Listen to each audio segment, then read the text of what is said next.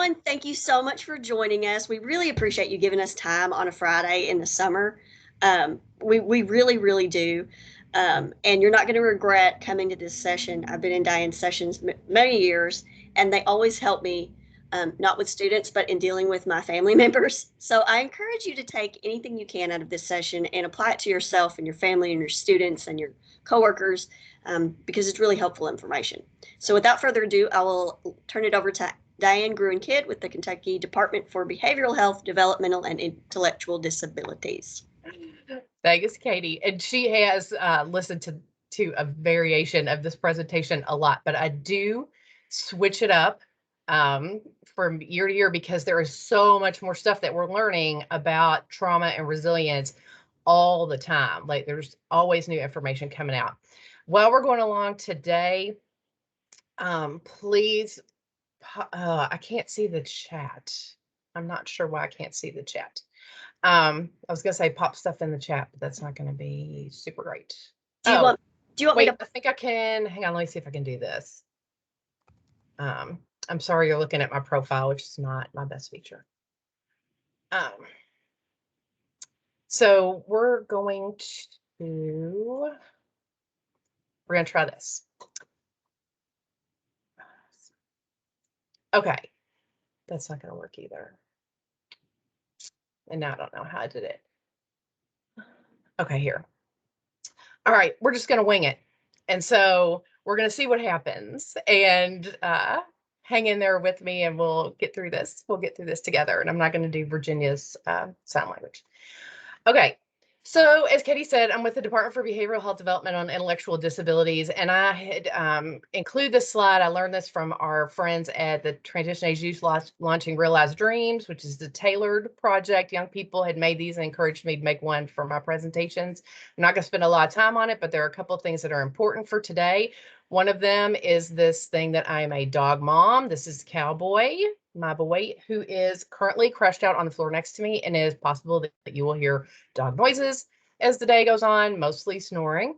So I like to give everybody a heads up about that. And also at the very end of this, you'll see some things that I'm really good at. And one of them is cursing. So please consider this your parental advisory for the day. Okay. This is the part where I'm gonna be challenged. So let's start out with an activity. And in the chat, please take a look at this group check-in box and choose 1 to 3 words that describe how you're feeling right now. So give me 1 to 3 words about where you are. And one of the things that I want you to notice about this is that there's no good or bad here. There's no positive or negative here. They're on a continuum from energy level, and pleasantness is how we framed it. So, and I say we, like I had anything to do with that. I did not. This was actually, well, I'll show you in the next slide where we are. And okay, so disgusted. Thanks, Dolores. That helps me. Tired. Yeah, I hear you, Brandy.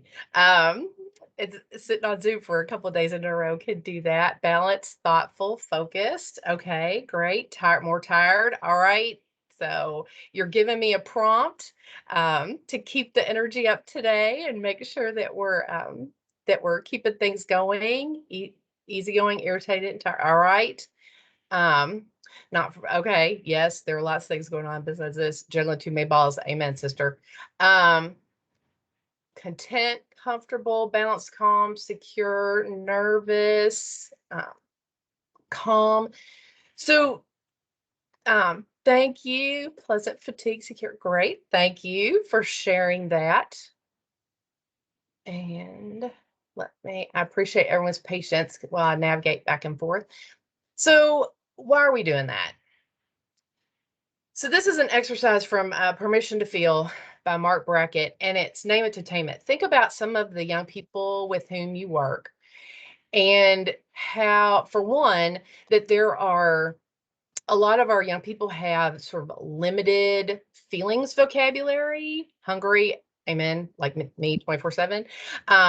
They have limited feelings vocabulary. And so making sure that we give our kids the opportunity to learn some more nuanced ways to express how they're feeling is a great thing. Also, like taking that value off. So it's not good or bad. It's high energy, low energy. It's pleasant or less pleasant, that sort of thing. But it also gives you an idea when you're in a group about how you need to go forward to make sure that what you're doing is the most effective, right? So if everybody in the room is tired and you're in a classroom setting, maybe that's the time to get up and move around, um, or do something to kind of help bring the energy level up a little, or not, depending on what you have planned for the day. But it can help, on two fronts then. It can help our kids expand their vocabulary, and it can also help us gauge our responses. So anytime I do a trauma related training, I always like to remind people to take care of themselves. We are not going to go as in depth with trauma as I have in some previous presentations. If you've been to the New Educators, for example, or something in the last several years, you might have heard me talk about that. We're not going to go as far into it because I really want to push some resilience stuff today. Excuse me. But if there's something that comes up and you need to get up and leave and come back, please do that. This is being recorded. The handouts are in the Google Drive. Like, there's nothing here that you can't get later on. And also, if you're really struggling, then that might be time to call on your personal resources, if that's calling on your friends or your therapist or whatever you need to do, to take care of yourself. Then that's what you need to do. Please, please, please. It's always about taking care of yourself. So let's really quickly talk about what is trauma, and we define trauma using the 3E definition from SAMHSA, the Substance Abuse Mental Health Services Administration, because if anybody loves their acronyms as much as education, it's behavioral health.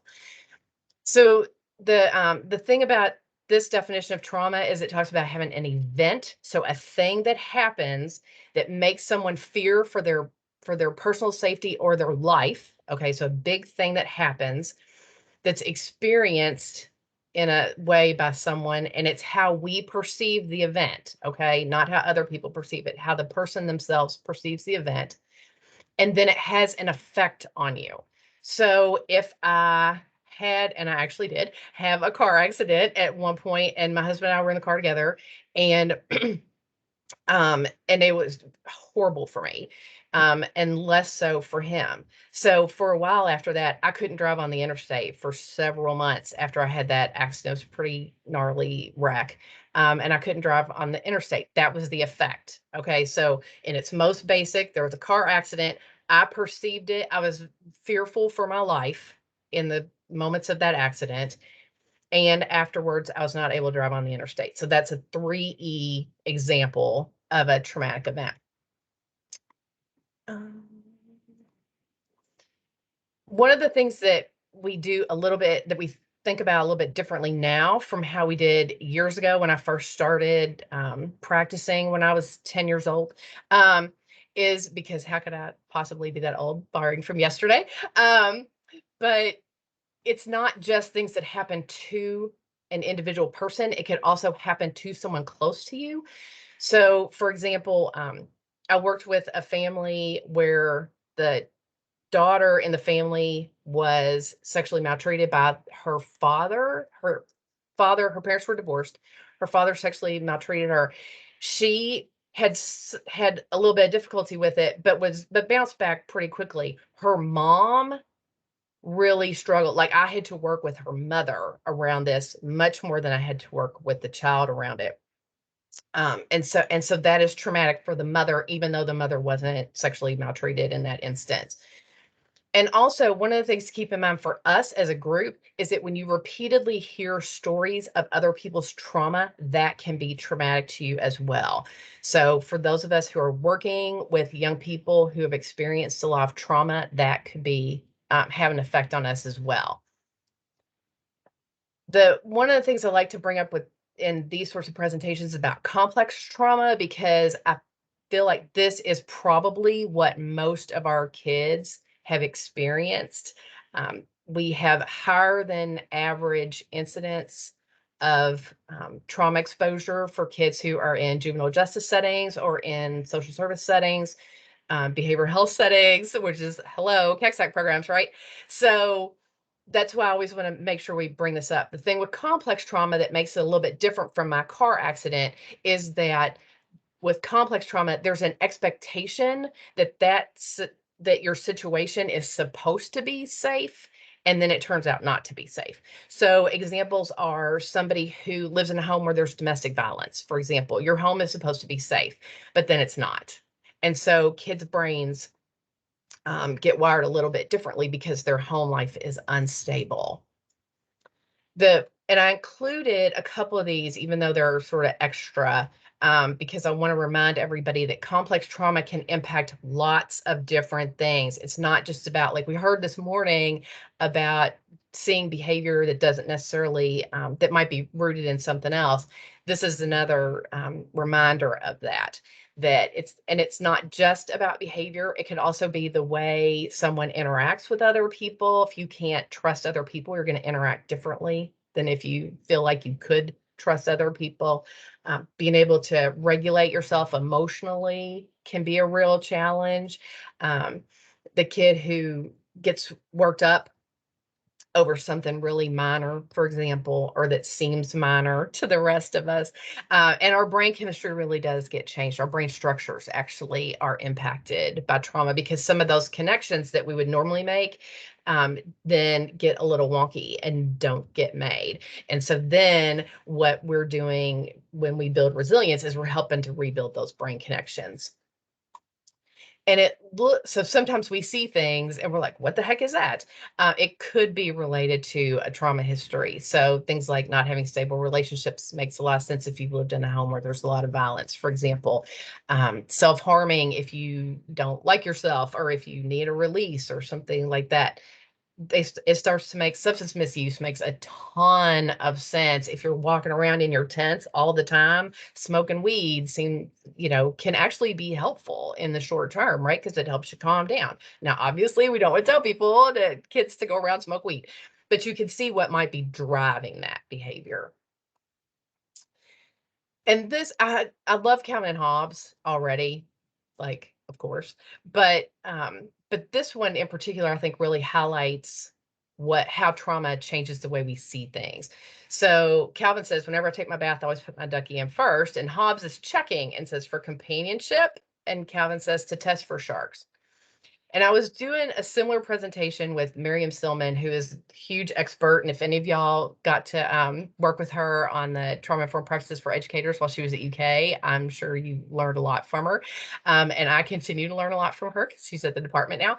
But she said, one of the things that's important for us as people who interact with folks who have higher incidence of trauma is that our bathtubs might have never had sharks in them, right? But our kids' bathtubs might have always had sharks in them. So when they come to us and we say, go on and get in this bathtub, it's totally fine. There's no sharks in there. Why would that kid believe us? Every bathtub they've ever seen had sharks in it. And just because we don't have sharks in our bathtub doesn't mean they're immediately going to want to jump in. All right. Now, as I said earlier, trauma is experienced individually, right? So when I had that car accident, even though I was in the car with my spouse, I felt that differently from the way he felt that. He experienced that in a different way. He was on the interstate the next day. Actually, it wasn't the next day because his car wrecked. But very soon after that, he was on the interstate. So for some people, it's pretty obvious that there's something going on, and then other people are rolling along. You would never in a million years guess that they had experienced some sort of traumatic event. All right, now we're all gonna cross our fingers and, raise our hands and hope that this works, because there is a video here that I'm gonna attempt to show and that I hope y'all be able to hear.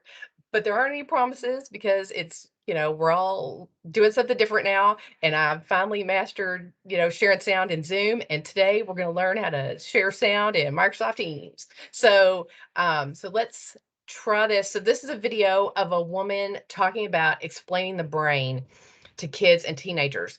But let me just say that I have used this with adults as well. And actually pretty effectively. Like this is a great, I just think this is a great way to explain the brain. And you see people like Dan Siegel or whoever who do the hand model, and it's intended for all the audiences. So don't let it set you off that she's framing it as kids and adolescents, because truly we can all benefit from this. So let's all cross our fingers and hope for the best. It's about 4:40 video.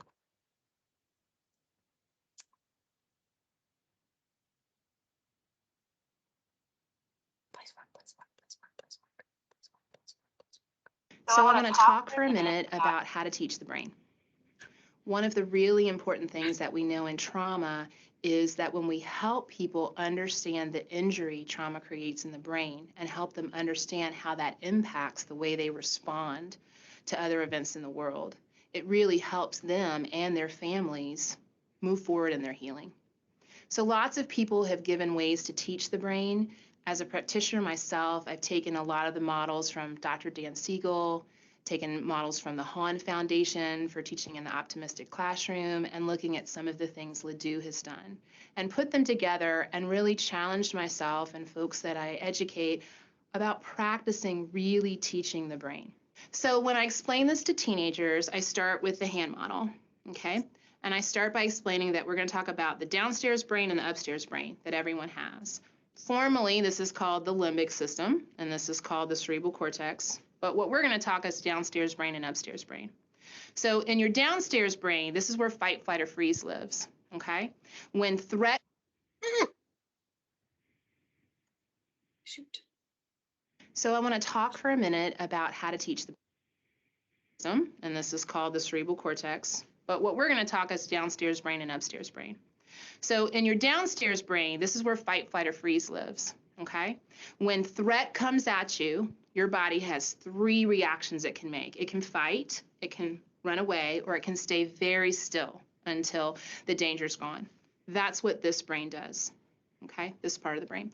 What's up here, the upstairs brain, its job, among many other things, is to solve problems, to help you calm down, solve problems, okay? And to tell the downstairs brain, I got this. We're going to be okay. There's another solution. So what happens a lot of times to kids who've experienced trauma is if you think about these like muscles, because you've gone through a lot of threat, this downstairs part of the brain's been doing push-ups your whole life, okay? So this part of the brain's really strong. The part of your brain that solves problems hasn't had as much exercise because you've had to be really strong to be a survivor, a thriver. So what happens is that the brain gets what I call emotionally hijacked. This downstairs brain comes up on top of this brain, it takes over, okay? So the downstairs brain's in control. And so you fight, you run, you freeze. The only things that work when you're down here are things that calm you down. So they call them self-regulation skills. And that happens from connection. Somebody talking to you, helping you breathe, helping you feel your body calm down. Once that happens, then the upstairs brain can come back, and then you can solve problems. So that's how I try to explain to teenagers the downstairs brain and the upstairs brain, and what happens to them when they experience a threat. With young children, what I've found is they like animals. When I say young, probably 3 to 8 years old. Sometimes teenagers like it too. And so what we call this is the downstairs brain, that threat center again, is what I call the barking dog. If you think about when any noise or threat makes, usually a dog will bark. So this is the barking dog, okay?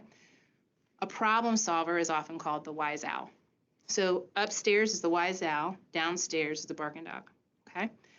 When the dog barks, the owl flies away.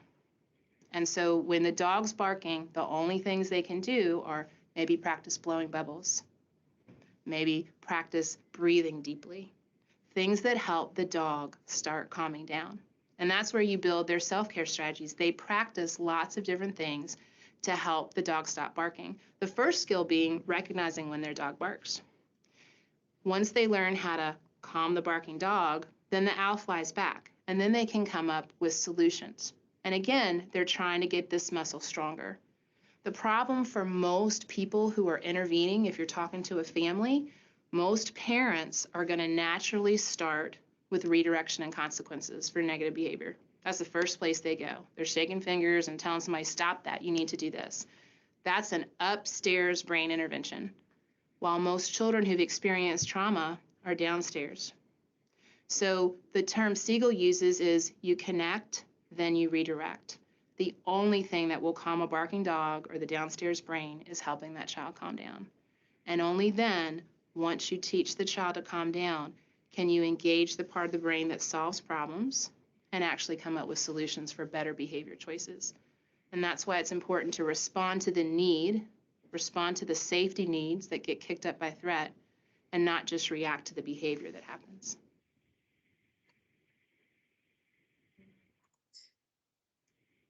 Okay, so I love that. And I really appreciate that. And I've used that so many times since I first saw it, that I feel like other people probably are going to get some good use of that out of that as well. That video's on Vimeo. Oh my God, I can't remember if I have it in the resources for this slide deck or not, but it's on Vimeo. And so I did a search. If you Google search barking dog wise owl Vimeo, then it usually comes up, or explaining the brain to adolescents. Sometimes you'll get it that way too. And like I said, I've got it too. It's not like I can't share it, but pulling it up, I tried it. So what happened while that was playing, when it stopped, is I was trying to respond to something in the chat and it cut the whole thing off. And I was like, oops, guess I'm not doing that either. But keep those chats coming, because I can see them. Now that I've changed, of course, that means I can't see my notes. So y'all are getting the winging it version of today's presentations, which maybe I should apologize for now. But anyway, so keeping that in mind, okay, where the energy is at the time that someone, and it's not just kids, but obviously for our purposes, we're thinking a lot about kids, but I also want to encourage you to think about these things with the adults in your system as well. Like Katie had mentioned, family members, but also coworkers, people around. We have actually used this at work, and sometimes when we can see that maybe somebody's becoming dysregulated, it's like, okay, is that we need to bring the wise owl back. Like, let's help the dog stop barking. And obviously we're a lot more familiar with one another, and it's okay space to do things like that. But making sure that we recognize, maybe somebody doesn't recognize that their dog's barking, we need to help them recognize that and do those calming skills. So one of the reasons that we want to emphasize these differences in how our brain is functioning when we're becoming dysregulated is that if you're in a classroom situation, or if you're in a therapeutic situation where you're interacting with somebody and you need the wise owl to be there, but the wise owl has flown away, you're not going to get anywhere, right? Like, so this is a super slide that Lyra Wolf-Prusen made from the Pacific Southwest Mental Health Technology Transfer Center. And since Miriam knows people, she was able to get it for us. When we're regulated and we're calm, and we're, and our wise owl is able to function, we can spend a lot more energy on things that require thought, right? So thinking, learning new things, that sort of thing, being able to interact appropriately with other people. And we don't have to worry so much. A lot less of our brain energy is spent on those survival things like fight, flight, or freeze. So our energy is distributed differently than if we're in a situation where we've experienced a lot of trauma, right? Where that dog's gotten a lot of exercise, like she showed us in the video. More of our brain's energy is devoted to survival, and the least amount is devoted to cognition. The kid who sits in your classroom, who is constantly on alert, is not learning. Okay. There is very little space for that, and energy wise, for learning to occur. And so that's why a lot of our attention really needs to be on making sure that people feel safe and that they really are safe. And so one of the things, I don't remember who it was that I saw, is just because a kid is safe doesn't mean they feel safe. And so that we can assure people of their safety and security all day long, but until they feel that brain energy is not being distributed in a way that's conducive to learning. And I'm sure a lot of people have heard of Bruce Perry. He does a lot of great work in this area, but it's all about connection. And it's about being able to connect to another person and who's appropriate and nurturing and helpful to them, who are patient with them. Those kinds of things are what really builds those connections. So when we talked earlier about how kids who've experienced a lot of trauma, especially in early childhood, that those brain connections don't quite get made, like there's a disconnect there. When we connect with another person, that helps make connections in the brain as well. So those parts of the brain that help us learn, that help us retain information, those kinds of things get nurtured in an environment where there's human connection. And so when we support kids, Jane Wheatley Crosby, the Jane Wheatley Crosby quote, when we support other people, we also support brain change. So that's how we really help kids learn. And it's also how we help everyone around us do better as well. One of the things to keep in mind is that while we want to focus on kids because that's our job, obviously, for all of us, I think, but it doesn't mean that adults can't still learn and make new connections as well. The rate of brain development in young people is more rapid, but there is still room for brain changes throughout the lifespan. Okay, there never is a point where we can't learn new things. It's a little harder, as those of us who try to learn a new language as adults are discovering, probably, as one example. But it doesn't mean it can't be done, and that you can't, work your way around another country and at least find out where the bathroom is. So, and that's personal experience, folks. So, it's like, or have shopkeepers correct your Italian, for example, which is always fun too. But but it's possible to do something, at least, work your way around. But this is why we really want to work on making those connections with the kids that we teach and serve. In the past, a lot of the presentations I've done include a big thing on average childhood experiences, or the ACEs study. I feel like the longer we've done this, the more people are familiar with the average childhood experiences study, which was the first study that really connected adversity in childhood to adult health outcomes, poor adult health outcomes.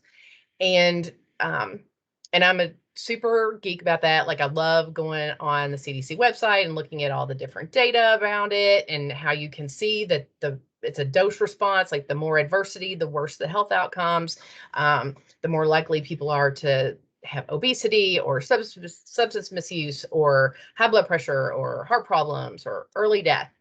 And that was a great study. Like, I fully applaud Felicity and Anda for doing that and bringing that information to the fore to show that, people just don't necessarily just get over things that happen in childhood. There needs to be some sort of intervention, or else our health outcomes are going to be poor. We're kind of doing a little bit of a shift now, and we really want to try to focus more on the things that we can control, that we as teachers and social workers can help promote as well. So we still want to do all the early childhood stuff to try to keep people from kids from being maltreated, for example.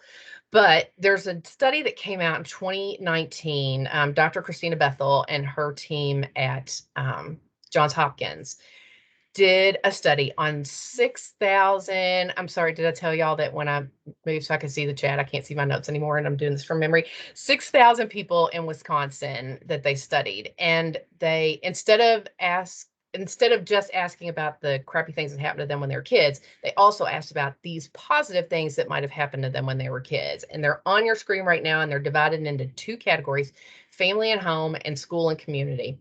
And so, obviously, for our purposes, the school and community piece is where we're going to have the most impact. But we can still also have impact on family and home, not just with our own families, but by encouraging that with other people as well. So they asked people about this. And one of the things that was very interesting that they found is that the more positive childhood experiences that folks had, the better their outcomes. Okay, this makes sense, right? here's the thing that blew my mind when I saw this. So that was not even dependent on whether or not they had adversity. So kids who had adversity in their childhood and had positive childhood experiences had better outcomes. And kids who didn't have adversity and had more positive childhood experiences, the more positive childhood experiences, the better the outcome. Here's the thing that blew my mind though. Even for kids who had no adversity, if they did not have positive childhood experiences, their outcomes were still poor. So it's not just about keeping crappy things from happening, although God knows I wish crappy things did not happen to kids, okay? It would put me out of a job. I'd be 100% cool with that. But the real, where we really are going to get our best outcomes is by promoting positive experiences for our kids. And so really building that sense of community, really helping kids support one another. Thank you, Amanda. You are awesome.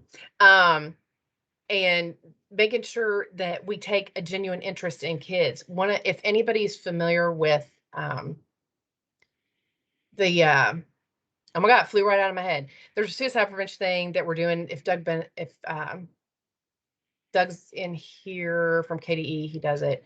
But one of the things that schools are doing to help reduce the number of suicides is for all their staff to go through and identify kids in the building that nobody's connecting with and try to build connections for those kids. Because one of the things that we found is that for those kids who don't have connections, who don't have adults who take an interest in them, their outcomes are poor.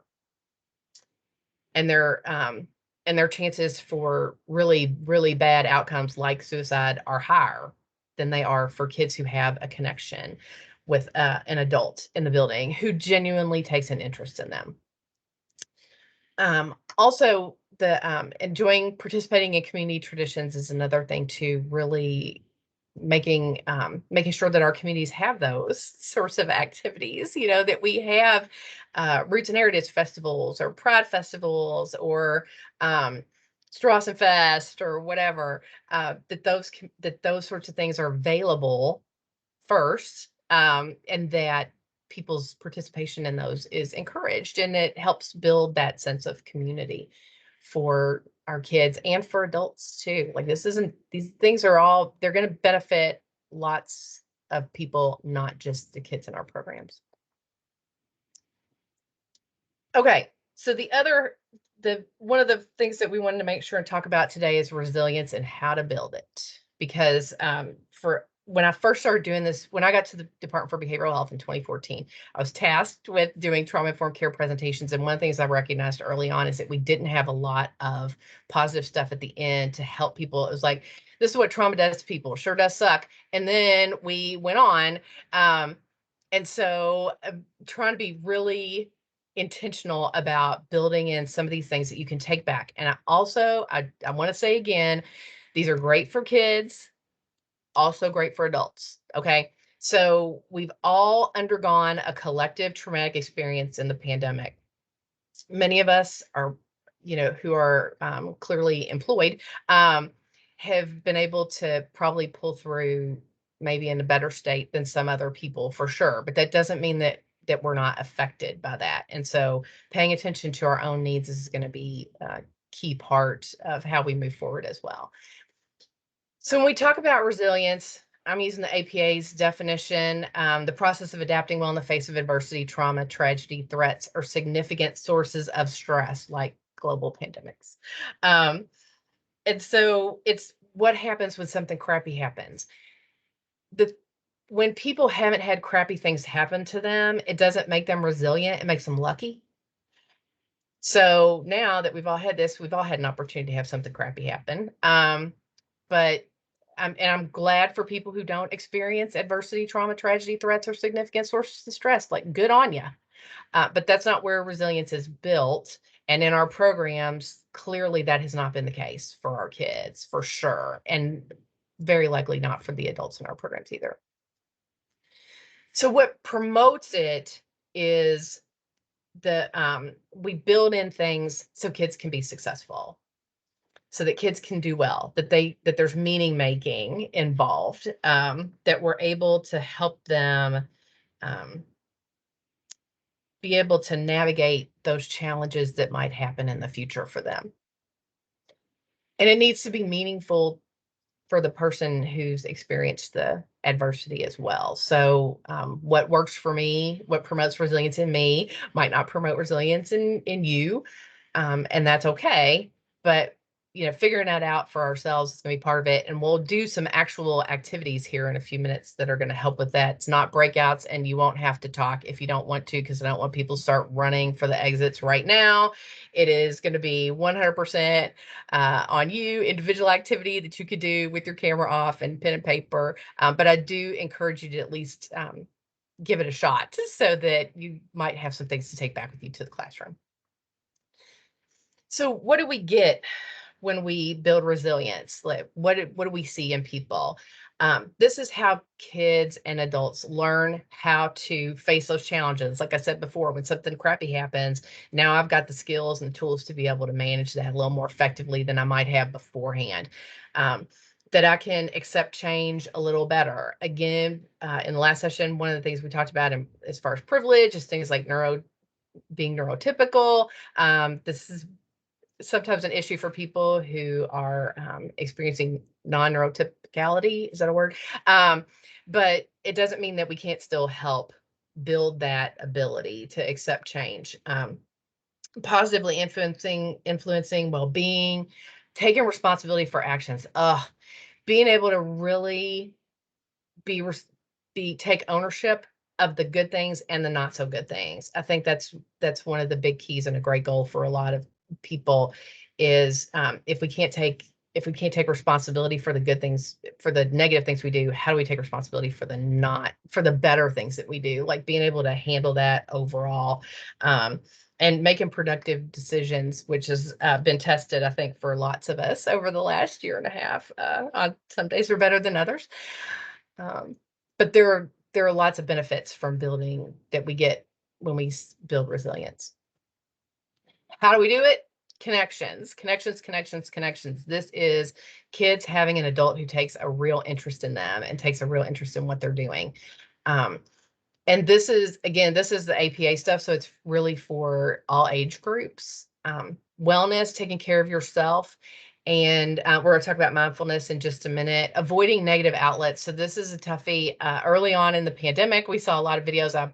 The one that pops in my mind is Anna Garten with a giant bowl-sized glass of an alcoholic beverage. And that's okay for that day, but we want to be super careful about that becoming what we do like a super giant bowl-sized margarita every single day. That becomes problematic. And so watching out for those sorts of patterns, that we find outlets that are more healthy for us, that build our wellness, build our body.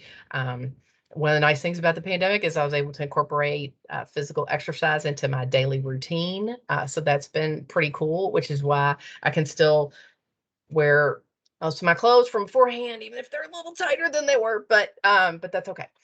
So healthy thinking, really trying to pay attention to the positives, learning from our mistakes. I always have told people when I've done this presentation, especially when we talk about trauma and we have more than an hour, that I've made a lot of mistakes, and I don't mind sharing them with you so that you don't make the same ones. And trying to be more optimistic. That's also can be a challenge sometimes. Accepting change. We've all had to do that over the last year and a half, right? Lots of practice. And meaning making, really coming up with those goals, like making sure that we have something that we're working toward, so that we're able to mark that and know that we've done something important. This is one, if you get a chance, take a look at this video. We're not going to watch it today, but they talk about a study that was done where even little bitty kids will help someone even if there's no reward. And that's one of the things that helps build resilience, right? So when we see people who have experienced the trauma and they're doing their own work and then they go forth and they help other people who've experienced a trauma. That helps them too. That builds their resilience too. So it's sort of a win-win for everybody. When you see people who help other people after there's been like the flooding and that sort of thing, this makes me think of the Mr. Rogers quote about, when there's a disaster, look for the helpers. And so those are the people. Those people are building resilience when they do that. So let's do an activity that you don't have to. Oh my God, I have to stop sharing when I click on my screen because I have to read it. It didn't. Yes. So real quick, it's just a paper and pencil thing. You do not have to share this with anybody if you don't want to. But one of the activities, there were several, and I'm gonna pick a super short one, is find the silver lining. So looking at the bright side is scientifically proven to enhance our resilience. In a 2014 study, participants who went through such an exercise increased their resilience, were more engaged, and experienced decreased negative thinking. And that's the Sargent and Mongrain study. And other studies have, okay, my dog is totally snoring right now. I don't know if y'all can hear that, but that's what that is if you hear it. Anyway, so there are studies that support this. So think about something upsetting that happened recently. It doesn't necessarily have to be a huge thing. Like it could be something small. And instead of thinking about how frustrated you were when that thing happened, try to think of 3 positive things that came from it. So this morning, I'm going to give just a quick example. So this morning, I was watching our keynote and loved that presentation that she gave. Like so much of that resonated with me. But wow, the technical difficulties, am I right? So that the technical difficulties suck, right? Like that's what it is. But from that, I learned how to, I went into the Google Drive and I was able to pull up the slides. And I learned a little bit about sharing sound this morning in Microsoft Teams and got, saw somebody else go through a little bit of practice with Microsoft Teams, and I'm going to take from that. And so while I don't wish that on anyone, I was able to learn something this morning from that particular challenge, because I did feel myself starting to be frustrated. Like I can't see the slides. That bugs the crap out of me. Like I really wanted to see the slides, and then I was able to see them.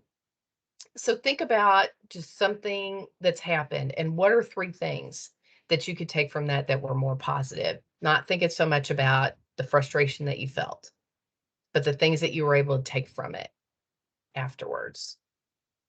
Let me just give you a minute to think about that.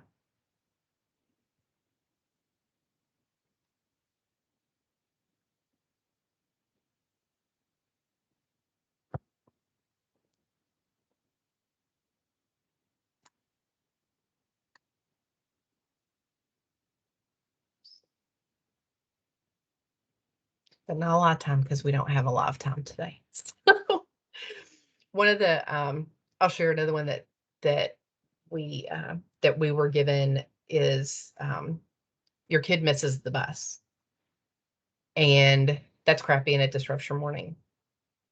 But maybe a good thing came out of it is you got to spend some one-on-one time with your kid in the car that morning and have a conversation that you might not have had otherwise, or you got to see the sun come up from a different spot because you weren't at home. You were out driving your kid to school. There can be some good things that come out of the negative things that happen or the challenges that we face. All right, so I hope everybody was able to identify some things from that. And let's look at another one. Oh, a video. Oh my God, please work, please work, please work. This is a video about mindfulness, as you can see. We're all gonna cross our fingers and hope for the best again, because y'all did a great job. Cross your fingers and hope for the best last time. Let's see if it works again.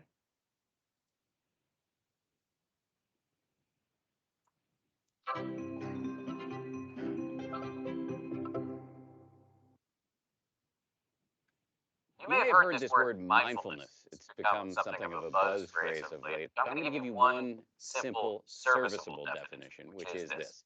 Mindfulness is the ability to know what's happening in your head at any given moment.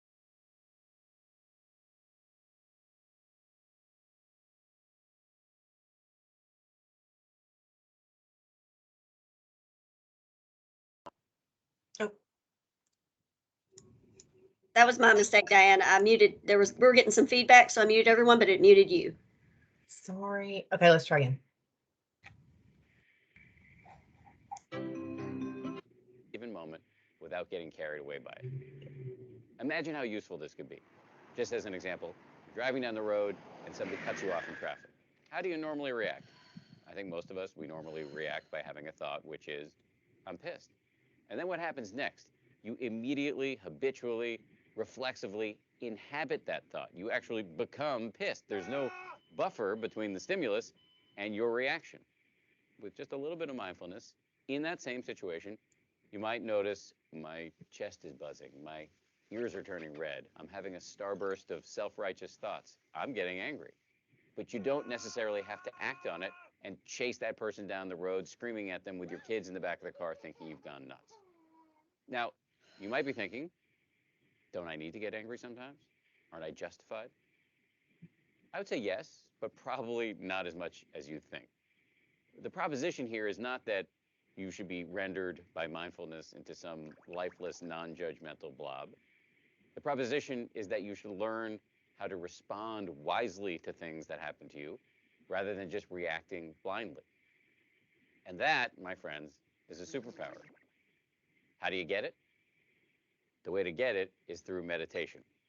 I believe that meditation and mindfulness are the next big public health revolution. In the 1940s, if you told somebody you were going running, they would have said, who's chasing you? But then what happened next? The scientists swooped in, they showed that physical exercise is really good for you, and now all of us do it, and if we don't, we feel guilty about it. And that's where I think we're headed with mindfulness and meditation. It's going to join the pantheon of no-brainers like brushing your teeth, eating well, and taking the meds your doctor prescribed for you. Let me just close by saying, mindfulness is not going to solve all of your problems. It's not going to render your life a nonstop parade of unicorns and rainbows. Nonetheless, this is a superpower, and one that is accessible by you immediately.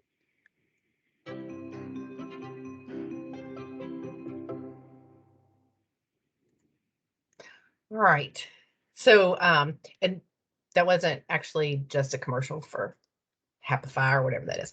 But it is a good thing to think of, to keep in mind. I love that there are people sharing in the chat that that's something that they use themselves. It's been super helpful for me to think about how I'm walking through life, because I am the one who somebody cuts me off and I want to lose it. So it's been some an area for me for my own personal growth. But there are some things that you could do within that space that can be helpful. So, and this is great for kids and adults as well. These are just a list. This is just a list of some possible strategies that you might want to try. So the breathing, if people have done like box breathing or that sort of thing in the past, where you breathe in to the count of 4, you hold it for the count of 4, and you breathe out to the count of 4. So we're going to practice that real quick. So go with me. We're going to breathe in, hold it, and then breathe out. All right, ready? Right, and I'll give you the fingers. I don't know if you can see me. I'll count with my fingers. So breathing in, hold it, and out. Pause. And then we would do cycles of this, and it'll help it. One of the things about doing that sort of breathing is it really does help us regulate our body. It helps calm down our heart rate. It helps regulate our respiratory system. It's super helpful. I've done this in groups with children who are in therapeutic group, that kind of thing. You can do it over and over. That's the one that I use the most. Honestly, when I'm sitting there and I feel myself getting tense, I'm a breather. So I'm the one who's doing the breathe in, breathe out. Progressive muscle relaxation, quick example of that. The easiest one that I can tell you is tense up, even though I really wanted to do the shoulder one, but I'm not sure if everybody can see me, so I'm not going to, because I hold all my tension in my neck and shoulders. But a way to just get an idea of what that is, Clench your fist as tight as you can, just as tight as you can. It's going to tense up your whole arm. You're clenching them so tight. Hold it, clench them, clench them, clench them, clench them as hard as you can. Let it go. So your arms feel a little bit jelly-like, right? After doing that, because you clenched as hard as you can, then just let it go. That's one of the strategies for progressive muscle relaxation. Now, in a progression, you're going to try to do it throughout your body, maybe start your feet, work your way up, that kind of thing. But that's just a quick example. Meditation, they talked about sitting in quiet space, being very aware of your present. Grounding is the same way. You want to really concentrate on where you are right now. A lot of times we spend a lot of time and energy and stress ourselves out thinking about this is going to happen or this thing did happen, like ruminating on something that happened. When we're grounding, we want to focus on right now, not about what happened, not about what might happen, but what's going on right in this moment. Really focusing on that. Mindful walking. I really like going out and paying attention to what, because I'm one of those people who wants to walk and get it over with because it's exercise and I just want to get done with that so I can go watch Supernatural or whatever. But really slowing down and looking around and appreciating the birds that are singing or the wind rustling through the trees or the sound of traffic on the East-West Connector. If you live in Frankfurt, you know what I'm talking about. Really paying attention to what's going on around me. And the same with mindful eating, like not just shoving food in my face, although God knows all of us who are teachers and social workers and all that, we have lived in that space where we have 2 seconds to eat our lunch before the next thing happens. It's really hard to do that. But really paying attention to what you're eating, the texture of the food in your mouth, the taste, the way that it smells, really paying attention to all of those things. Can make a real difference, and it can have nice benefits, like we don't overeat maybe, or we don't eat food that we don't like, for example. So paying attention to those things really, really intentionally, living in that moment to kind of ground yourself and help yourself calm down. And at the bottom of the slide, there are a couple of different apps that you might be interested in checking out that can help reinforce some of those behaviors as well. All right, now I need to say that these tools are copyrighted and they are for your own personal use. So that's why I'm sharing them as a personal resource for you. They are free and available for that use. This one is the self-care wheel, which was included in some of the presentations that we've done with the Department for Behavioral Health, Developmental and Intellectual Disabilities. It's done in cooperation with Kentucky Department for Education. And it has these little examples on these 6 domains about, the life balance domains. And one of the suggestions that I was given by someone is to look through and pick that there are going to be things in here. A 3, if you're like, I got this, I do this every day, like I'm golden. 2, if it's like, that might be helpful, but I'm not really doing a good job. And 1, if it's like, that is not happening for me. So for example, like on the personal, learn to play guitar, that is not happening for me. Okay, so I'm going to toss that one out. I'm not going to pay attention to that one. But something like, getting coffee with a friend. I don't necessarily do that all the time, but I could do it and be a little more intentional about doing it. So that one might be a 2 for me. So this is one that you can take. It's at olgaphoenix.com. So you can just go to olgaphoenix.com and get your own copy and look at that. Also do that. You can do that with young people as well. This is the one that's a little more new to me, and it's the resilience wheel, and it focuses in these 3 domains and then breaks the 3 domains into smaller pieces. So there's a domain about building relationships. There's the self-care piece and the life purpose piece. And you'll notice that that kind of ties back to some of those broader concepts when we were talking about how to build resilience, and what are some of those areas in which we want to build the resilience. And so the self-care, one of my favorite quotes from one of my coworkers is, self-care is more than eat more kale, do more yoga. Like there are other things that, not that there's anything wrong with eating kale or doing yoga, but that in and of itself ain't going to cut it. Right. So there are some really good examples that are way too small for you to see here. But again, go to olgaphoenix.com and you can pull up your own copy of the resilience wheel and use that yourself. And some of the examples, so like for your self relationship, like thinking about your relationship with yourself.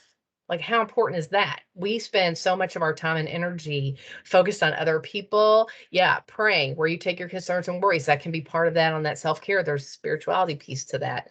But we spend a lot of our time and energy in service to other people, but it's still important to take care of ourselves, right? So making sure that we're connected to our own body and that we're not ignoring things um, I lost a lot of weight. And one of the things that prompted me to do that is that my hips and knees were starting to hurt. And I had just put it off for a long time. And then I was like, gosh, I'm really starting to struggle from this. And it prompted me to do something to take care of my own self. In addition to all the work I was doing to take care of other people, but to sort of prioritize that. And so one of the things that I've done during the pandemic is prioritizing physical activity and making sure that I get in my activity every day. I wish I could say that I had prioritized healthy eating, but that didn't 100% happen. Like, it happened a little. But but I'm still with the Hershey Kisses every day. So it's, going through there, picking the things that you can do, picking the things that are going to be helpful for you, and then taking those and running with those. This 6 pillars of self-care is another, it's sort of a different framework. Let me share this one where she gave some examples. So one of the things I like to tell people, when we do presentations, we have to run them through our communications person at the department. And when we first sent this through, the woman who is not a social worker, not a behavioral health person, like, she's a communications person, and she emailed back and said she copied our slide and put it on her desktop because she found this so helpful when she was going through our presentation that she started using it herself. So that's one of the reasons I like to include it. And you can also just search for, there's a link at the bottom of this where you can find it, and it's got the grid so you can fill it in yourself. But I love the fact that rest and nourishment and cleansing are all incorporated here. We talked a lot about grounding and energy, and obviously safety and protection is one of the things we talked about earlier. But that we're also really paying attention to our sleep. I don't know about other people, but I slept like crap when the pandemic first started and we were all sent home. And that was kind of a rough thing that I needed to pay some attention to that. It is important. It helps keep us going. Our time is short. And I want to make sure that if anybody had a question that they could ask it. But one of the things that I want everybody to consider, you must care for yourself first. And if you don't take care of yourself, it's hard to take care of other people. And we're asked to do that every day. So making sure that we take time for ourselves. Again, we've experienced a collective traumatic event in the last year and a half. Yes, the slides are in the Google Drive, so please feel free to look at those and get those links off the Google Drive and where they were posted earlier. Thank you. But we need to make sure we take care of ourselves first. And I want to make sure that we have time for questions, but I also, at the end of the presentations that I do, I ask people to take out their phones and put this number in your phone. You don't know when you might need this number. It's the National Suicide Prevention Lifeline. And they have, I put up the one that's on the slide here is the one in English, and also included the Spanish version as well that you can share with Spanish speaking people. But I always ask people to put this in your phone. You literally never know when you might need this number. So please go on, take a minute, put this number in your phone. Make sure that you have it so that if ever there is a time when it's needed for you or for someone close to you, you will have it handy. I have handed this number out on more than one occasion, something that's super important to me personally, that people have this information. And the other thing too is when you get time, I would just suggest to people, go on their website and look at the signs and risk factors for suicide. It's really easy. If you don't know what they are, it's easy to overlook them and someone around you who might be having a suicidal crisis. Also, I included these. You can get them out of the Google Drive. I'm not going to spend a lot of time on that, but there are other support and helpline resources as well. And my email address is included at the end of that. So if people have any questions or you want some more information, you can reach out to me.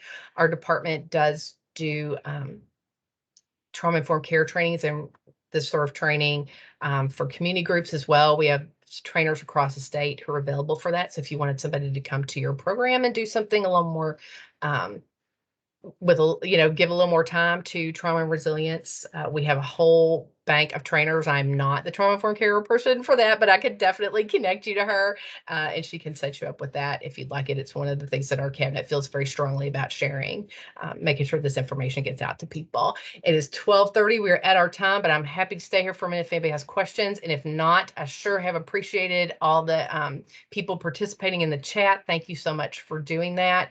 And like I said, please feel free to reach out to me if you have any other questions. I hope you have a great rest of your day. Thanks. Thank you so much, Diane.